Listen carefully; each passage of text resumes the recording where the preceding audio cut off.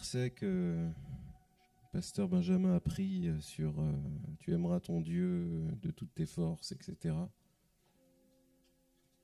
Je ne sais pas lequel c'est. Je connais les versets, mais pas les endroits suffisamment bien. C'est pour vous, hein. Moi je le connais le verset, mais je ne sais pas où il se trouve, quoi. Est-ce qu'on peut le lire ensemble ?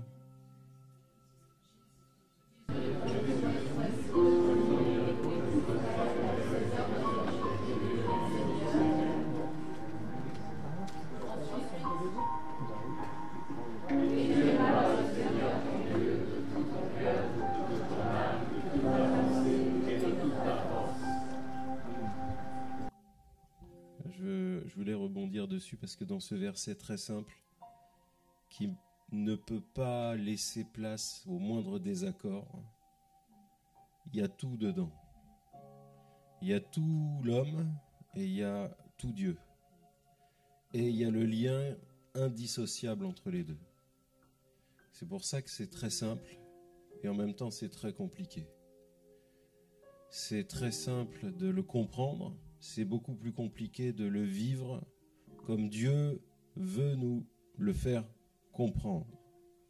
C'est très simple de le vivre comme nous, on veut comprendre, en choisissant qui on aime, qui on n'aime pas, comment on choisit d'aimer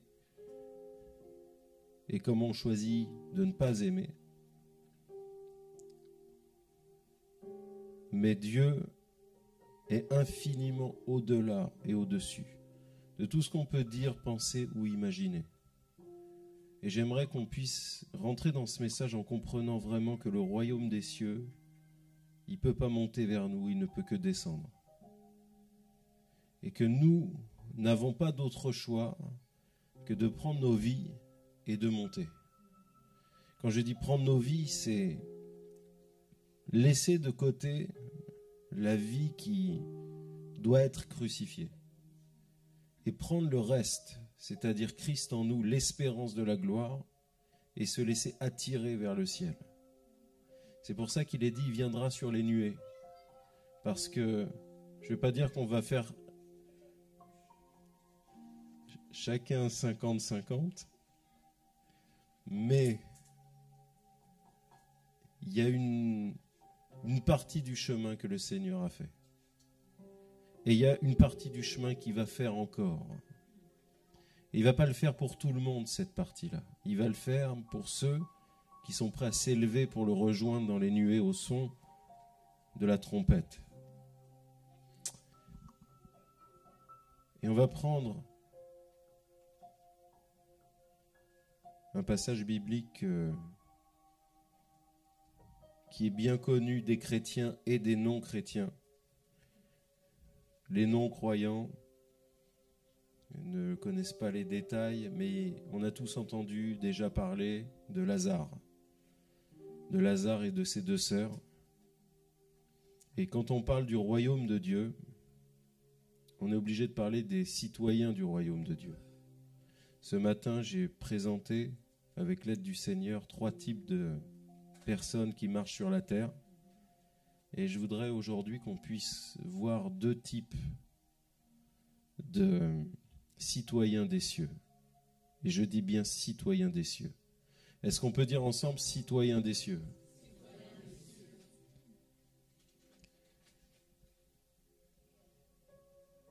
Je continue ma parenthèse sur Marc 12. C'était Marc 12. Hein. Dans Marc 12, sur ce que l'homme attend de Dieu et sur ce que Dieu attend de l'homme, il y a tout. Il y a ce qui définit notre identité. Il y a ce qui définit le chemin dans lequel on doit s'engager dans l'action. Il y a comment on doit réfléchir pour pouvoir mettre nos pas en action, dans la bonne direction et avec les bonnes intentions. Il y a tout. Quand on fait de Dieu notre priorité, notre marche devient facile. Les décisions sont compliquées, mais elles sont compliquées seulement parce que c'est la chair qui résiste. Et quand on commence à prendre le pli, à comprendre qu'il est bon de sentir la chair perdre son emprise, alors on marche de plus en plus rapidement. Et il y a un moment où on arrête de marcher. Dieu nous appelle des aigles. Et il prend l'image, il commence avec l'image de la biche qui saute, qui s'abreuve près des courants d'eau, puis qui saute de sommet en sommet. Puis vient l'image des aigles qui font leur nid sur les sommets des montagnes. Et c'est l'image de notre marche, et c'est l'image du royaume de Dieu qui vient jusqu'à nous. C'est l'image du royaume de Dieu qui vient absorber la terre jusqu'à ce que la terre devienne une nouvelle création. Je veux vraiment que vous compreniez ça au-delà des récits apocalyptico-catastrophiques, au-delà de tous les combats qu'on peut mener. Il y a déjà une victoire dans laquelle nous devons nous tenir. Et c'est cette victoire qu'on doit comprendre. Ce n'est pas le combat et comment trouver les points faibles de l'ennemi. On doit trouver d'abord nos points forts. On doit savoir comment utiliser l'épée de l'esprit, la parole de Dieu. On doit savoir comment ne pas se blesser avec. On doit savoir comment être crédible avec.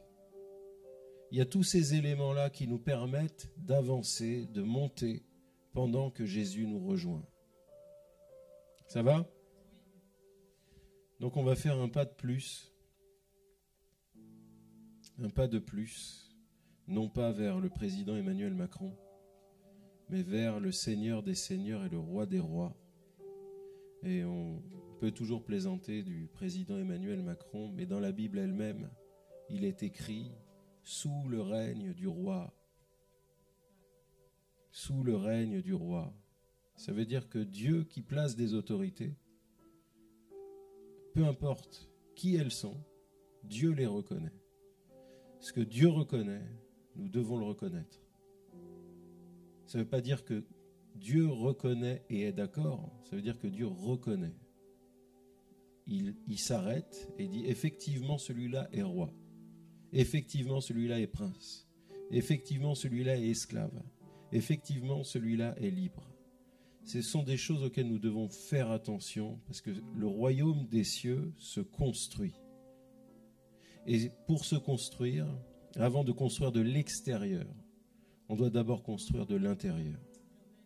Parce que le royaume des cieux, avant d'être là, il est d'abord dedans. Et s'il n'est pas d'abord dedans, le royaume des cieux, le royaume de Dieu, ne peut pas se voir sur la terre.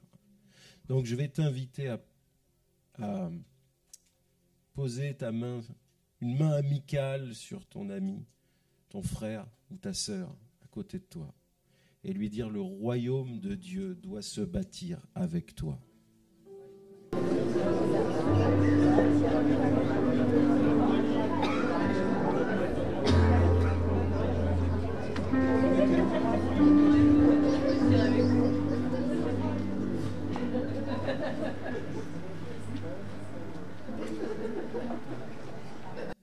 Et on va prendre Jean 11, verset 5.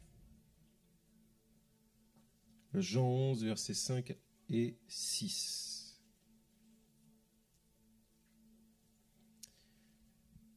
Or, Jésus, bien que très attaché à Marthe, à sa sœur et à Lazare, resta encore 2 jours là où il se trouvait après avoir appris la maladie de Lazare. Premier point.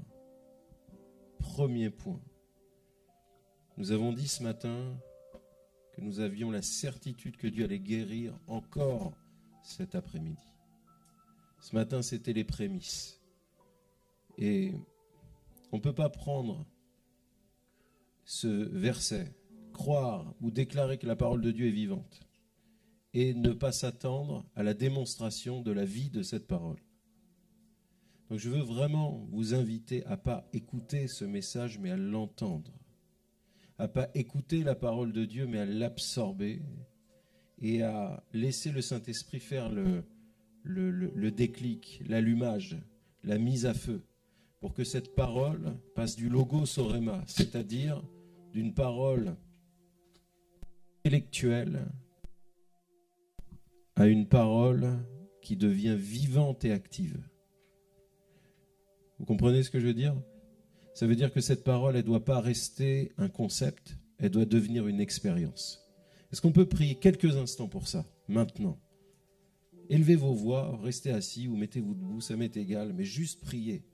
Demandez au Seigneur, parce que moi, c'est mon désir depuis que je suis chrétien, et c'est pour ça que je suis devenu chrétien. Parce qu'il était hors de question qu'on me raconte n'importe quoi sur Dieu.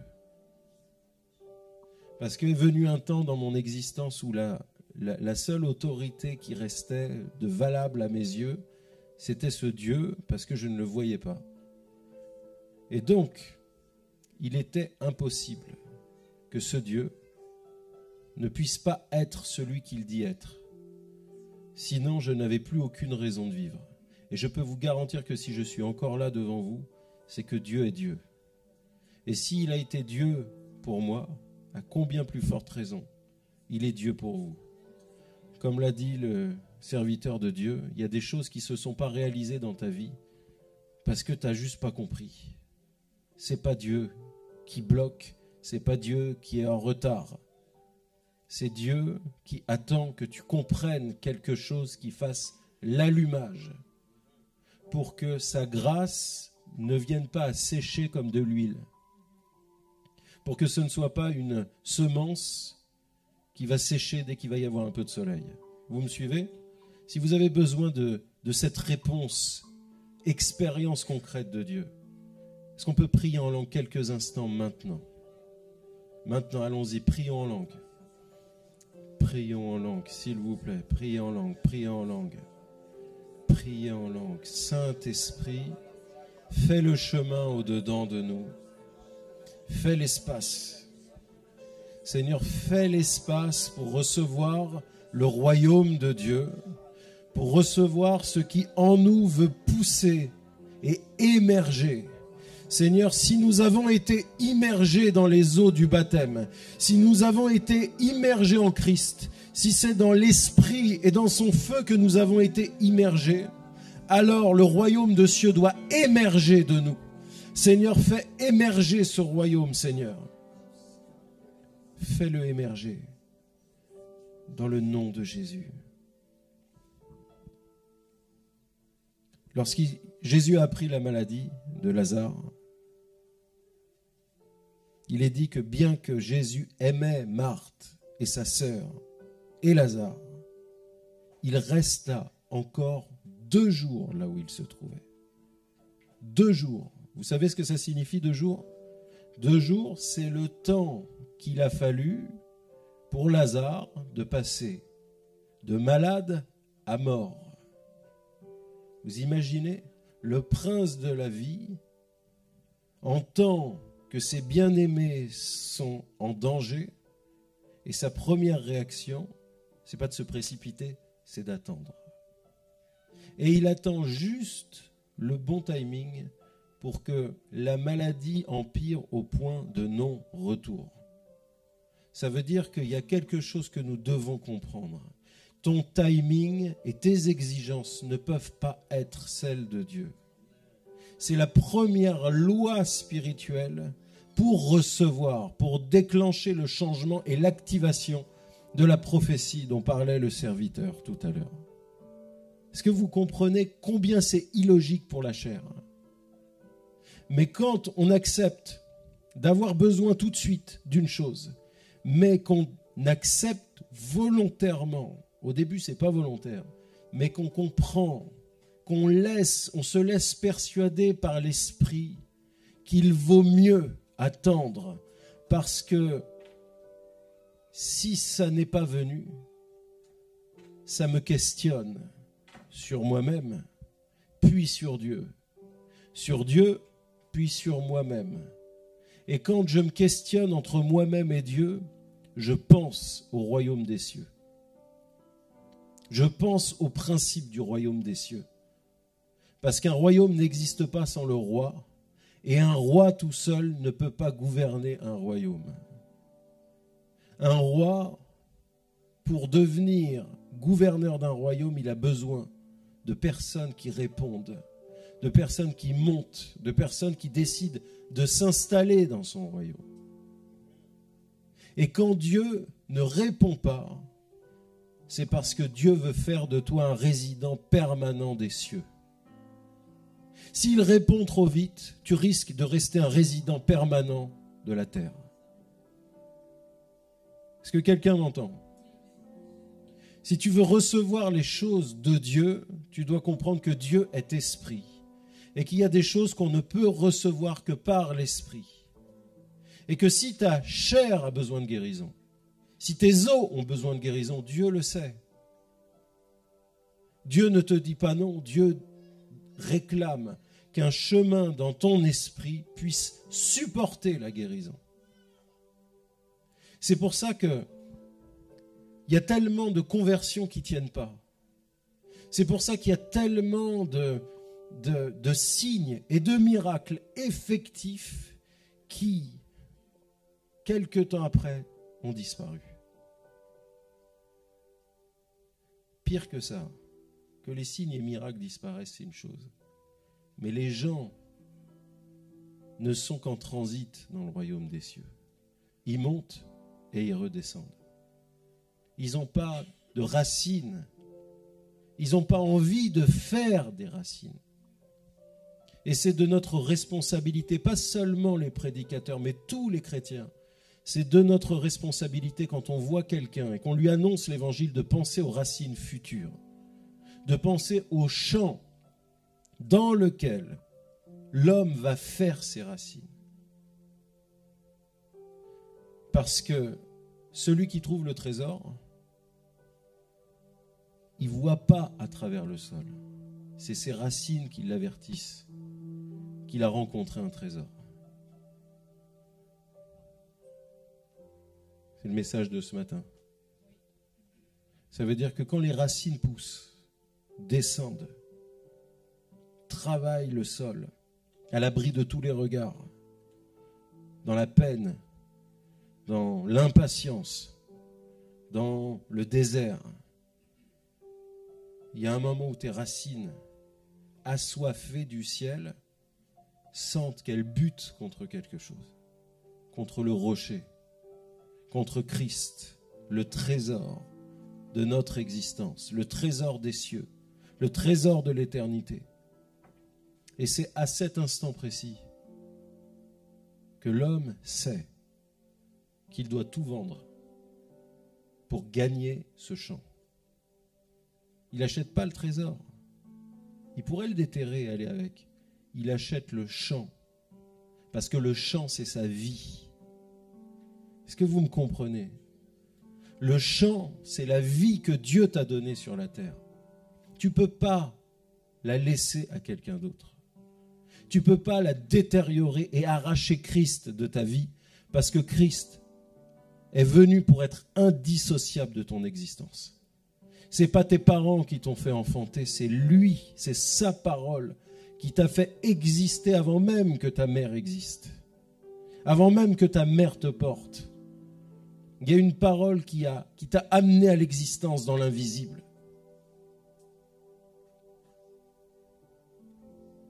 Si ta destinée, si ce que tu attends n'a pas encore eu lieu, c'est parce que c'est le royaume des cieux qui doit l'enfanter. C'est pas ta matrice, c'est pas tes idées, c'est pas ton intelligence, c'est pas tes mains, c'est pas le fruit de ton travail, c'est le royaume des cieux qui doit trouver un point de connexion avec toi. Et le royaume des cieux te donnera les moyens, le temps, l'argent, l'expertise. Et si tu ne les as pas, il enverra des gens avec le temps, l'argent et l'expertise pour que tu puisses enfanter du royaume de Dieu sur la terre. Tu peux dire à ton voisin, c'est le plan de Dieu pour ta vie. Il n'y a aucune raison de s'enorgueillir. Dieu a tout prévu. Dieu a tout prévu. Le méchant pour le jour du malheur et le juste pour porter sa gloire. Je peux aller plus loin ?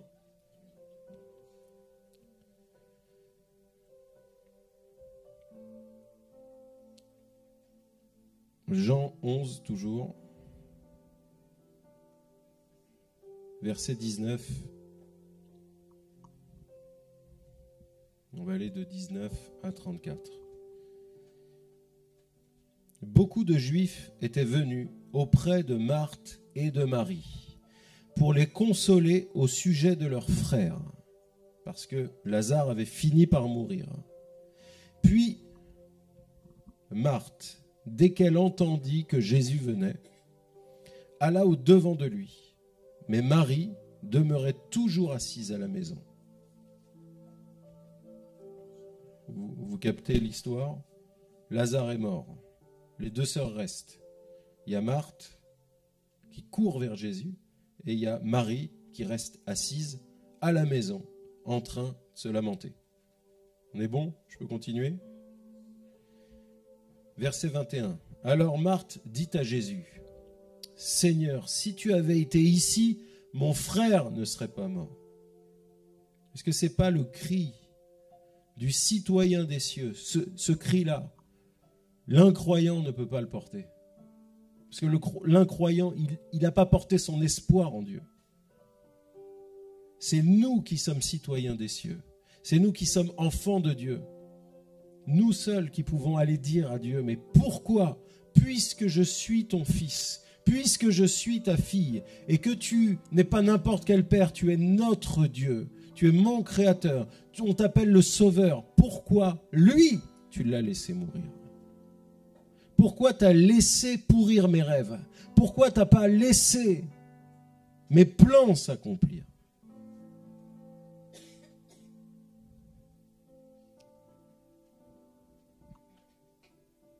C'est le cri d'une citoyenne du royaume des cieux.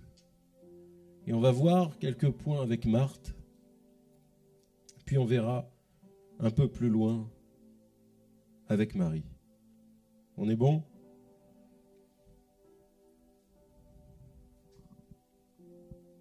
Si tu avais été ici, mon frère ne serait pas mort. Mais je sais que maintenant même, tout ce que tu demanderas à Dieu, Dieu te le donnera. Jésus lui dit, ton frère ressuscitera. Ça va?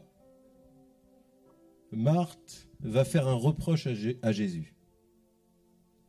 Un reproche qu'on lui a déjà tous fait. Pour X ou Y raison. Jésus n'est pas offensé par ça. Mais Marthe ne va pas en rester là. Marthe va aller plus loin et va déclarer sa foi à Jésus en disant, je sais que même mort, parce que toi tu es là, tu peux faire quelque chose encore pour lui. Donc, cette femme, Marthe, c'est la même Marthe qui s'agite partout. Et cette Marthe, c'est elle qui va courir vers Jésus, qui va lui faire un reproche, mais qui va en même temps témoigner de sa foi. Parmi nous et en nous, dans le royaume des cieux, dans la semence du royaume des cieux en moi, il y a une Marthe. Et il est dit, dans Jean 11,5, Jésus aimait Marthe. C'est pas parce que tu aimes quelqu'un que tu dois dire oui à tout. C'est pas parce que Jésus t'aime que Jésus doit dire oui à tous tes caprices. C'est pas parce que Jésus t'aime que Dieu est obligé de t'exaucer. L'amour véritable, les relations véritables, c'est savoir se dire non. Et parfois sans raison, juste dire stop, on s'arrête là. Parce que tu franchis une ligne qui m'appartient à moi seul. Le royaume des cieux, ce n'est pas un royaume de superficialité. Le royaume des cieux, c'est les profondeurs des relations d'une famille. C'est découvrir pourquoi Dieu est appelé Père, même pour les orphelins, même pour ceux qui ont vu leur famille éclater en plein vol, même pour les divorcés, même pour les gens pas encore mariés, même pour les veufs ou les veuves, pour ceux qui ont perdu des frères ou des sœurs ou des enfants ou des parents. Dieu est ce Père qui répare tout, mais pas n'importe comment. Nous devons avoir la nationalité des cieux.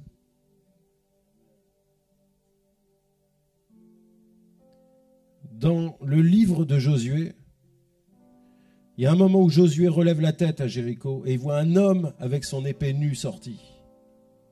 Et il lui dit, es-tu pour nous ou pour nos ennemis?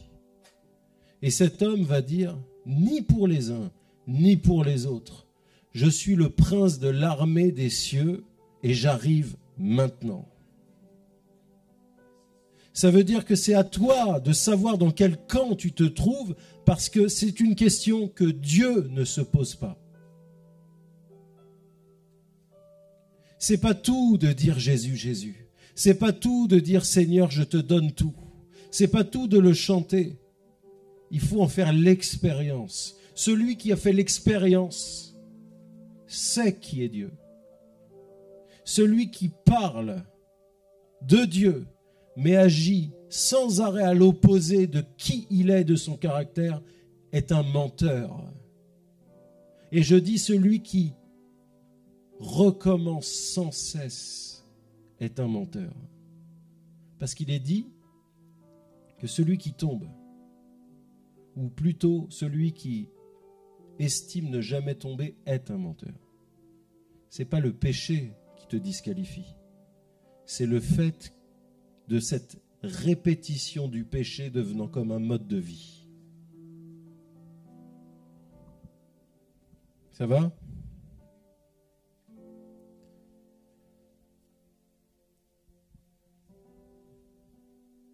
Je sais que maintenant même, tout ce que tu demanderas à Dieu, Dieu te le donnera. Jésus ne va rien faire. Il va juste lui dire, ton frère ressuscitera. Et Marthe va lui dire, je sais qu'il ressuscitera à la résurrection au dernier jour. La foi de cette femme devient une confession de non-foi.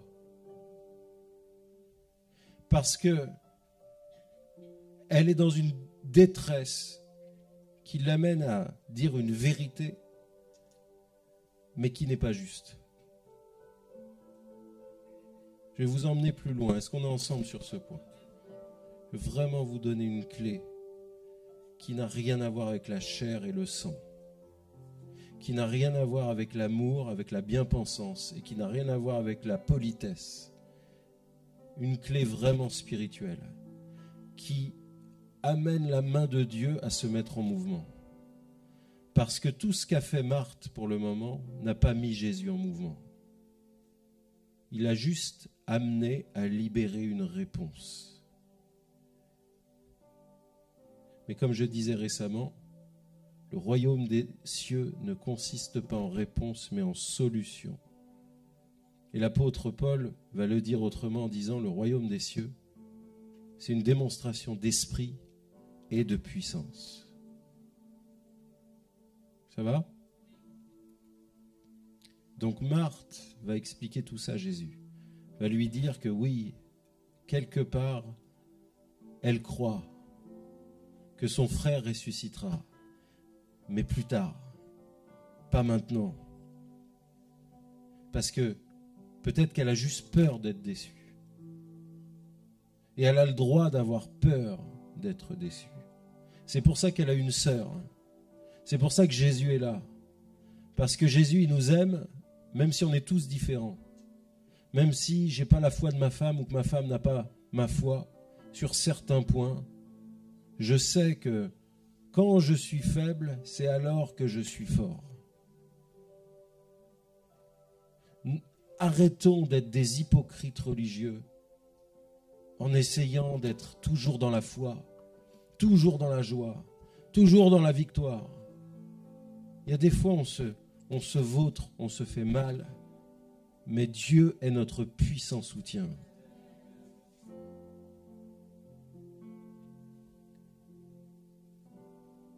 Jésus lui dit, je suis la résurrection et la vie. Il ne lui dit pas, il va ressusciter tout de suite.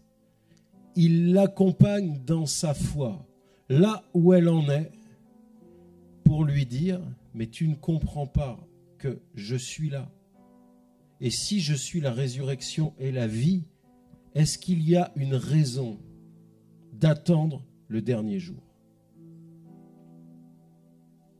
Ça, c'est une clé pour quelqu'un aujourd'hui, pour nous tous, à vrai dire. Parce que la vraie question, dans nos situations difficiles, la seule vraie question, c'est quel est le pourcentage et l'intensité de la réalité du royaume des cieux sur la terre dans ma vie. C'est ça qui fait la différence entre le miracle et le non-miracle. Il y a la volonté de Dieu, bien sûr, mais il y a autre chose aussi.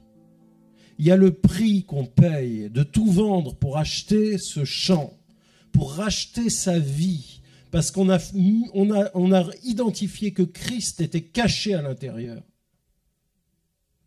Vous me suivez? Je veux vraiment qu'on puisse aller plus loin cet après-midi, parce que Dieu nous a mis à disposition tellement de trésors, tellement de choses sur lesquelles nous devons avancer. On doit revoir tellement de choses. On veut toujours faire venir les incroyants à l'église. Mais les incroyants, ils sont mal à l'aise souvent à l'église. Ça ne veut pas dire qu'il ne faut pas les inviter. Ça veut dire qu'il faut préparer leur chant à eux pour les inviter. Il faut qu'ils se sentent à la maison. Il faut qu'ils aient des points de repère. Il faut qu'ils aient un endroit où ils peuvent être eux-mêmes et pas se dire « là, je suis à l'église, il ne faut pas que je respire trop fort ». Il y a une intelligence qui revient, qui relève de l'amour. Pas une intelligence bête. Et c'est pour ça que je bénis ce lieu. Parce que je sais que la part professionnelle va être le flux majeur d'évangélisation ici.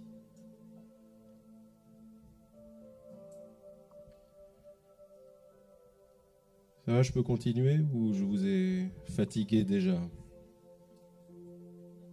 Ça vous aide ce que je partage?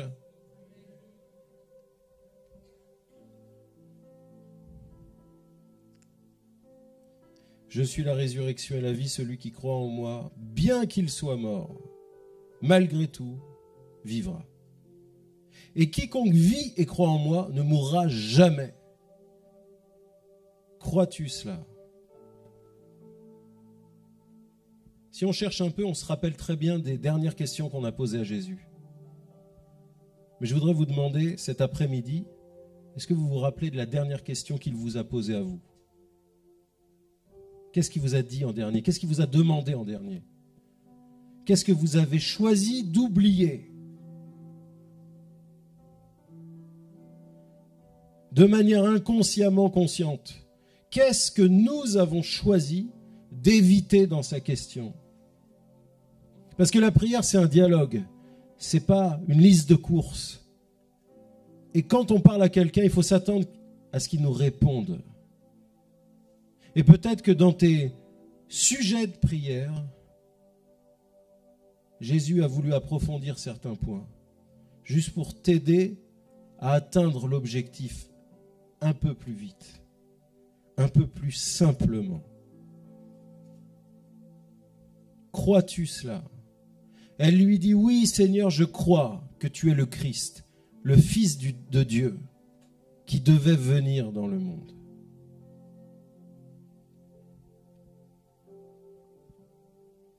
Si on va au verset 28,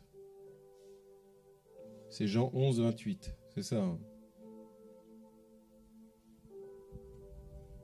Vous êtes sûr, je peux continuer. Hein?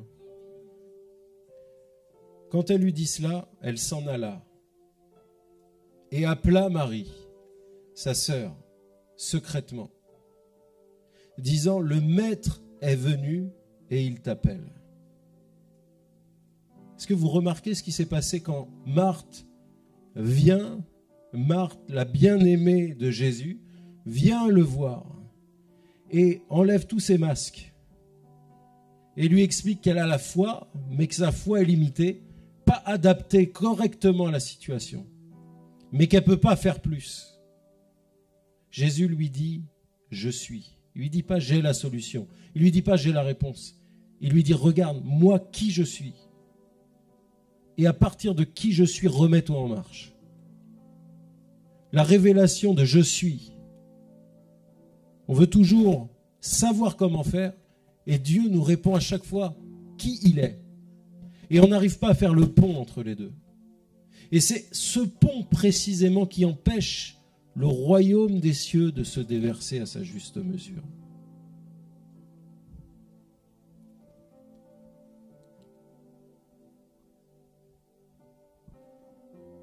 Elle s'en alla, appela Marie, sa sœur, secrètement, disant « Le maître est venu, il t'appelle. » Dès qu'elle entendit cela, elle se leva rapidement et vint vers lui. Or, Jésus n'était pas encore entré dans le village, mais il était à l'endroit où Marthe l'avait rencontré. Alors, les Juifs qui étaient avec elle dans la maison et qui la consolaient, lorsqu'ils virent que Marie s'était levée en hâte et qu'elle était sortie, ils la suivirent, disant « Elle va à la tombe pour y pleurer. » Puis quand Marie fut arrivée où était Jésus, et qu'elle le vit, elle se jeta à ses pieds, lui disant « Seigneur », est-ce qu'on peut le lire ensemble? « Si tu avais... » Allez, on va le dire tous ensemble, là, parce que je crois que le biryani...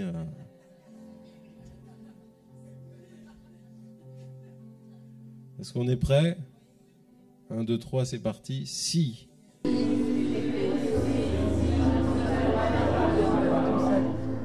Allez, on va essayer de faire de la couture. 1, 2, 3, si.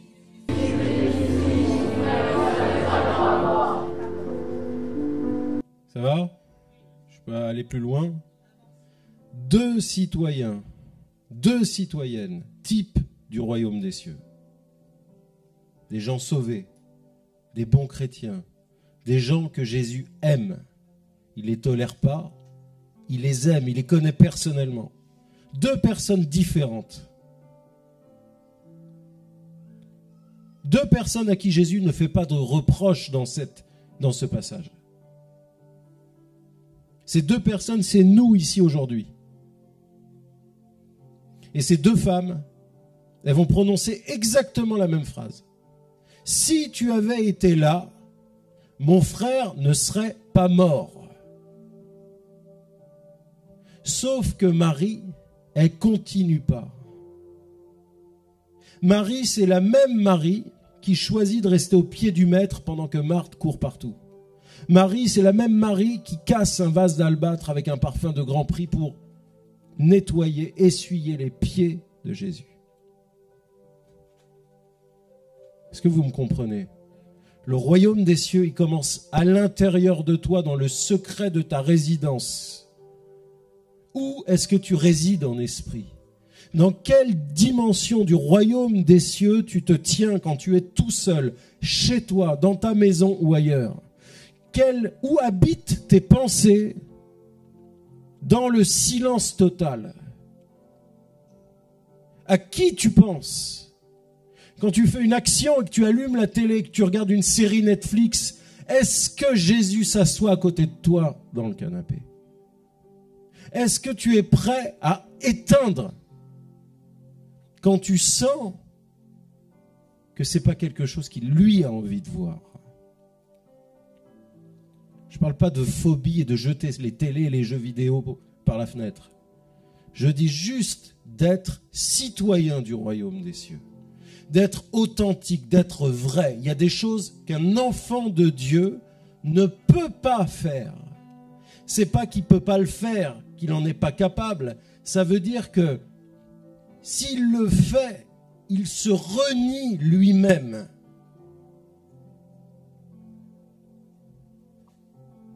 C'est pour ça que Dieu est Père. Et c'est pour ça que Jésus va dire « Je ne vous ai jamais connu ». Vous avez utilisé mes moyens et mes richesses, mais vous n'êtes pas mes enfants, je ne vous connais pas. Vous n'avez pas mon cœur ni mon caractère. Vous n'êtes pas du même royaume que moi. Le prince de l'armée de l'Éternel, il se fiche du royaume des hommes. Il ne combat pas pour les hommes. Il n'a pas à choisir un camp. Il n'a même pas à choisir Israël. Il se tient pour Israël parce que Israël est l'élection de Dieu. pour qui tu mènes ta vie, pour qui tu te bats, pour qui tu te lèves le matin. Si c'est pour ta femme ou ton mari, tu vas être le premier déçu. Si c'est pour tes enfants, tu vas être le premier déçu. Si c'est pour ton patron, tu vas être le premier déçu. Si c'est pour l'argent, tu seras le premier déçu.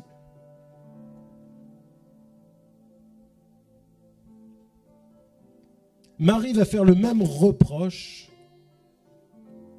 mais elle va même pas dire à Jésus ce qu'il est capable de faire. Elle va juste lui reprocher, parce qu'elle sait qui elle est. Elle n'a pas besoin d'impressionner son père. Elle a la liberté de lui rentrer dedans et de lui dire « T'as aucune excuse de ne pas le ressusciter. » Est-ce que vous m'entendez? Est-ce que vous comprenez combien l'esprit des pharisiens est dangereux? Connaître la lettre et nous faire plier sans cesse sous la culpabilité. Quand on fait mal, on est coupable. Quand on fait bien, on est coupable. Parce qu'on n'a pas fait la bonne méthode de je ne sais quoi, la méthode qui n'existe même pas. Le royaume de Dieu est simple. Il appartient aux enfants, à ceux qui sont vrais. L'enfant qui a ouvert là, il s'en fout de savoir ce qu'on pense ou pas. Et je vais vous dire, il a bien raison. Il a bien raison. Ça va, je peux avancer encore? Marthe veut prouver quelque chose. Marie aime sans compter. C'est pour ça qu'elle n'a même pas couru vers Jésus.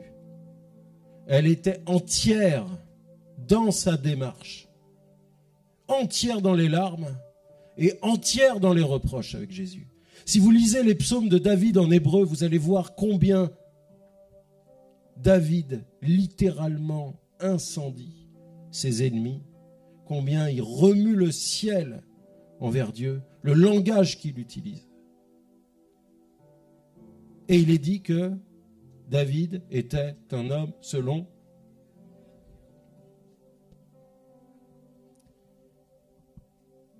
cette attitude de cœur. Sur une même phrase, cette attitude de cœur va avoir un impact différent sur Jésus. Verset 33. Quand Jésus la vit pleurer et que les Juifs venus avec elle pleuraient aussi, il frémit en son esprit. Est-ce qu'on peut dire ensemble? Il frémit en son esprit et fut ému. Ça veut dire qu'il y a un moment où c'est plus le monde de l'âme, c'est plus le monde de la perte affective, c'est plus simplement le monde du deuil. Il y a un moment où le monde de l'émotion transperce le monde spirituel. Parce que Jésus n'est plus touché dans son cœur, il est touché dans son esprit. Est-ce que vous me suivez? Il fut ému et il frémit dans son esprit. Vous savez ce que ça veut dire, frémir dans son esprit?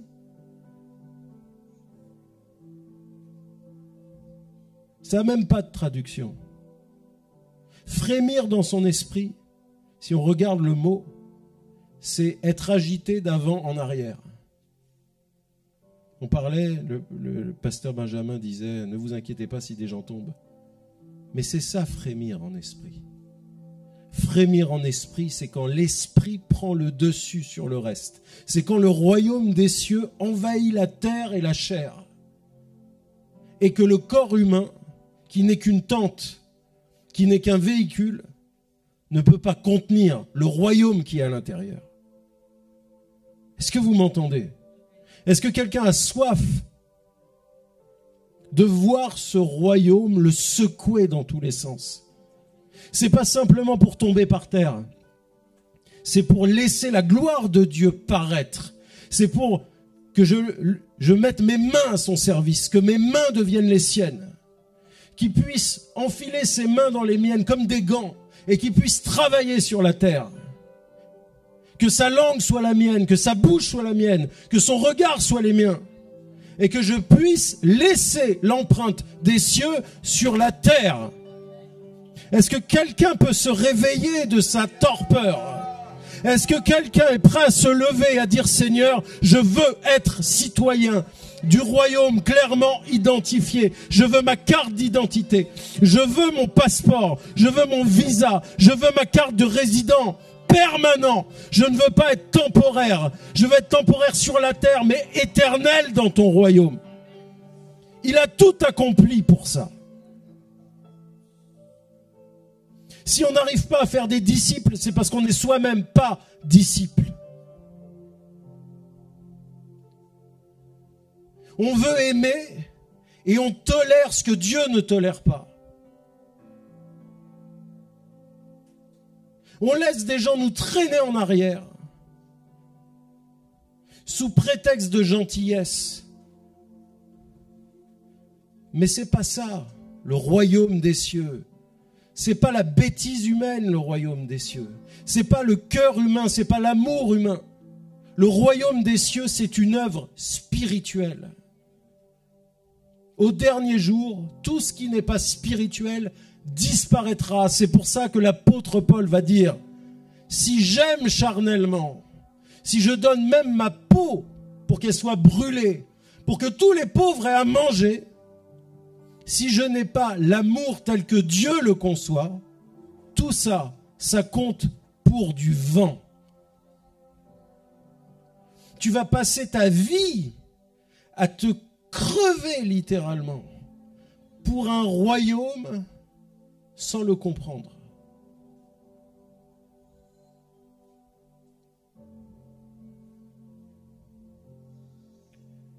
Quand Jésus la vit pleurer avec les Juifs venus, il frémit en son esprit. Il comprend que là, il y a un chemin. Parce que l'humain est arrivé au bout de lui-même. Le naturel ne peut pas produire plus. Jésus vient sur le naturel. C'est ça qui va déclencher. C'est ton authenticité. C'est ton ras-le-bol. C'est tes larmes, c'est tes cris. C'est tes « je comprends pas, Seigneur ». C'est dire la vérité. C'est ça qui va déclencher la main de Dieu. Parce qu'il va voir que dans ton cœur, il n'y a pas de duplicité. Quand tu dis oui, c'est oui. Quand tu dis non, c'est non. Quand tu n'es pas content, tout le monde le sait. Quand tu es content, tout le monde le sait. Dieu peut te faire confiance. Il ne cherche pas à ce que tu sois parfait. Il veut que tu reconnaisses ton imperfection et que tu viennes avec.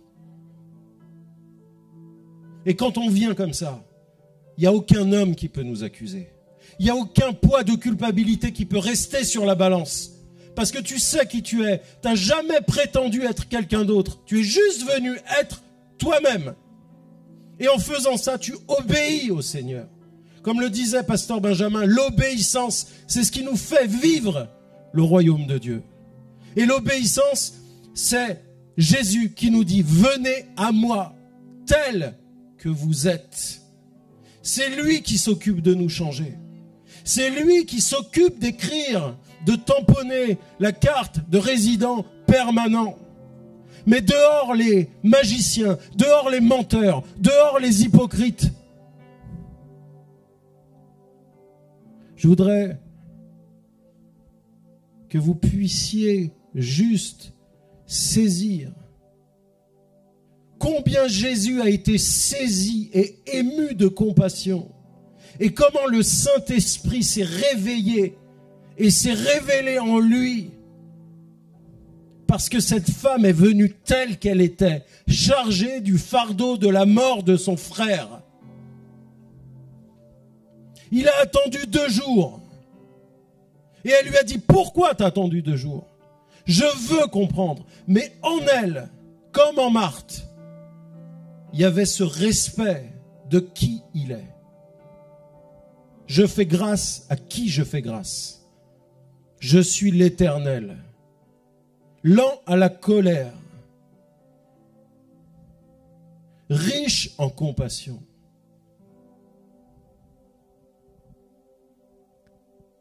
C'est la puissance du Saint-Esprit qui a ramené Lazare d'entre les morts. C'est la puissance du Saint-Esprit qui a ramené Jésus d'entre les morts. Lazare est revenu seul, mais Jésus est revenu avec nous. Et aujourd'hui, ta destinée doit sortir de la tombe. Aujourd'hui, ta destinée doit sortir de la matrice du royaume des cieux. Et je voudrais qu'on se lève et qu'on prie maintenant pour ça. Priez en langue, rentrez dans ce couloir. Maintenant, priez, priez, priez, priez, priez. Criez à lui, adorons-le. Élevons nos voix vers le ciel. Montons plus haut dans l'esprit. Soyons saisis et émus par l'esprit de compassion qui ne regarde pas la dépense, qui ne regarde pas si c'est possible ou pas. L'esprit de compassion, quand il voit un homme authentique, une femme authentique, dans ses qualités et dans ses défauts, l'esprit ne réfléchit même plus, il active le surnaturel.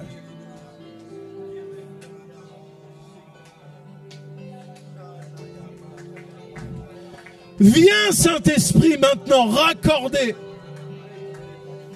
chacun de tes enfants à la source.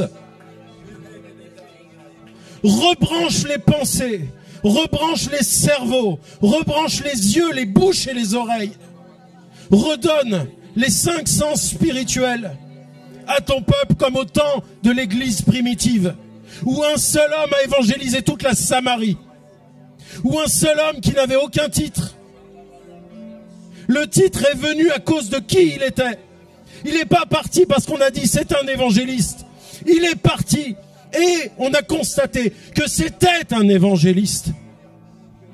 On ne l'a pas constaté à cause des signes et des miracles. On l'a constaté à cause de la solidité et de l'équilibre mental et spirituel de ceux qui laissaient derrière lui. Peuple de Dieu, c'est l'heure, c'est l'après-midi pour te lever. C'est l'après-midi pour revenir au Seigneur.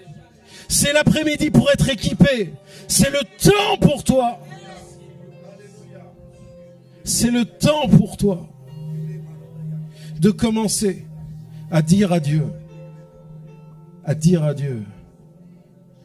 que c'est le temps de libérer ta destinée. Seigneur, viens Saint-Esprit. Viens Saint-Esprit. Aucun démon, aucun péché, aucune puissance, aucun sortilège, aucun arbre généalogique, aucun autel ne peut prévaloir contre Christ, contre l'autel de la croix, contre le sang qui parle mieux que le sang d'Abel. Il n'y a rien dans ce monde, ni dans le prochain, ni dans aucun. Il n'y a rien sous la terre, sous la mer, dans les cieux ou ailleurs, qui est plus grand que le nom de Jésus, qui parle mieux que le sang de l'agneau. Enfant de Dieu, relève le manteau de ta dignité et commence à parler sur ta propre vie en appliquant le sang de l'agneau, parce que Satan a été vaincu par le sang de Jésus, mais aussi par la parole de ton témoignage. Les cieux attendent d'entendre le prince de l'armée de l'Éternel qui se tient devant le trône de la grâce ici et maintenant. Attends le témoignage qui doit sortir de ta bouche, s'élever de la terre et monter jusque dans les cieux. Prends ta part, tu n'es ni petit, ni raté, ni nul, ni coupable.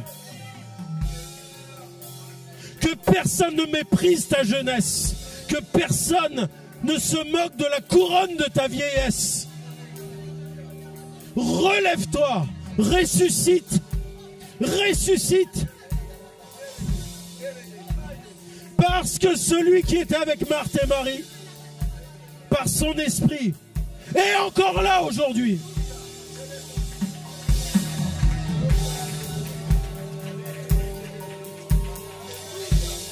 Va prendre ce chant, Esprit de Dieu, viens parmi nous. Allons-y, allons-y, allons-y, allons-y. Il y a un flot qui vient. Il y a un flux qui vient maintenant. Le royaume des cieux n'est pas à notre disposition.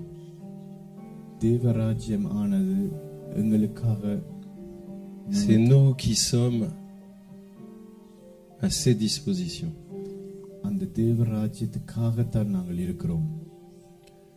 C'est pour ça que, par plusieurs images, la Bible nous fait comprendre ça. Avec l'ange qui agitait l'eau.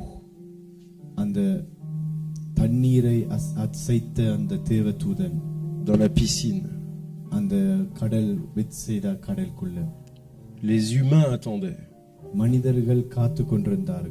La terre attendait que le royaume des cieux vienne. Et il est dit que c'est seulement quand l'ange agitait l'eau. On ne savait pas combien de temps, ni quand. Il fallait être là.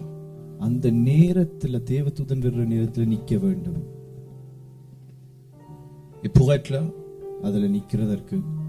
il faut aimer. Sans amour, on ne peut pas fonctionner. Sans l'amour pour Dieu, sans être passionné par, on ne peut pas avoir la force d'attendre.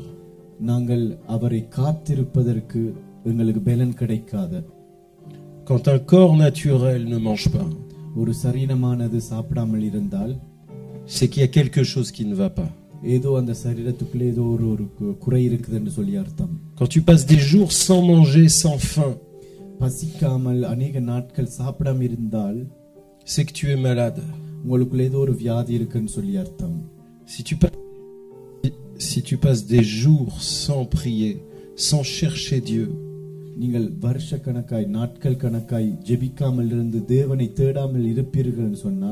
c'est que spirituellement quelque chose ne va pas.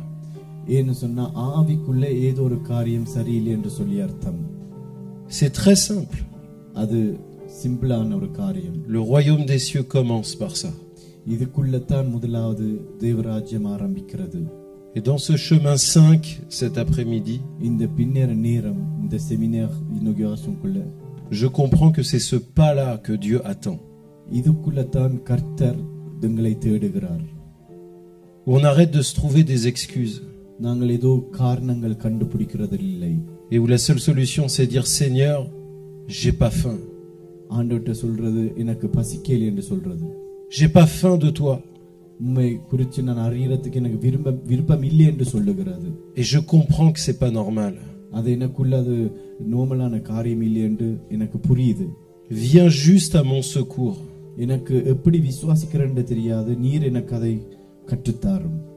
Si je suis ton enfant, redonne-moi l'appétit spirituel.